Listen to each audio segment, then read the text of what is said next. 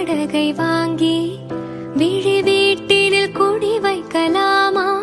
நாம் வாழும் வீட்டுக்குள் வேறாரும் வந்தாலே தகுமா?